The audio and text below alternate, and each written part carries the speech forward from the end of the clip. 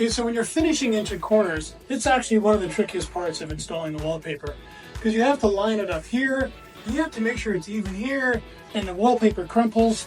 Don't worry, you can work around it. Here's some really good tips. Have some masking tape ready to go, because when you are lining things up, it really helps to secure it in place. Not just on one side, but on both sides as well. So what I'm doing is I'm lining up the panels a little further down, and I think that looks good. So I put a piece of tape here, and I go a little further down, and go, where's that going to look? How does that line up? So what's really important is I've got some anchor points where I know that the image lines up here, and it lines up there. The trickiest part about doing the last panel is getting it upright in the corner. I removed the backing about 6 inches, and I know I have a good anchor point here, and it's flushed up against the wall. So I'm just going to go up, and look at that, it matches perfectly. Now I've got it, it's secured. I'm going to worry about this corner later, and I'll show you why. But now that I have this part secured here, I'm able to work my way down and match it, and then later I can trim all the edges and the corners. Here's where having an extra set of hands really comes in handy. I'm going to get McKinley to hold the wallpaper away from the wall, pull it out just slightly while I reach underneath and grab the paper to peel back. Now why I say it's handy to have somebody else is that wallpaper is going to naturally want to fall, but I need to get the backing removed so that I can pull it down and continue working, straightening up the wall. Once I've got it pulled away, then I can use my hands on the right side to match up the pattern. Normally we say work from the middle to the outside. When we're doing the last panel, we want to make sure this is lining up, and then gently, not firmly, but gently move it to the outside.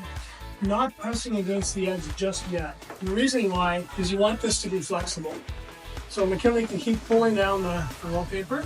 If you've done the anchor points well at the very top, this actually just perfectly lines up. If it's not lining up, don't be afraid to re-peel it and start again. I mean, that's what peel and stick is all about. I can't even tell where the seam is. I can't really either. Okay.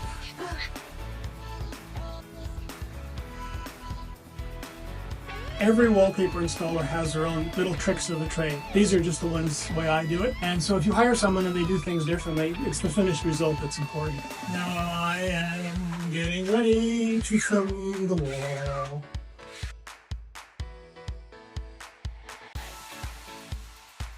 This is the part, again, that people find frustrating. I find it frustrating. So when you get down to the bottom and you're coming right to the corner, it really tends to bunch up really bad. So I recommend what you do is you take off a bit of the wallpaper.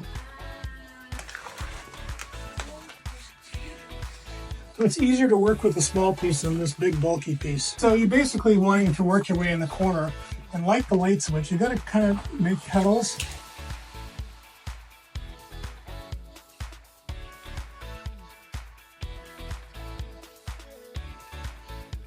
Tuck it right into the corner. And there, see how it overlapped? I made kind of a cut this way. And then when I fold it down, it folds right into the corner. And now, make sure my finger is right up against there.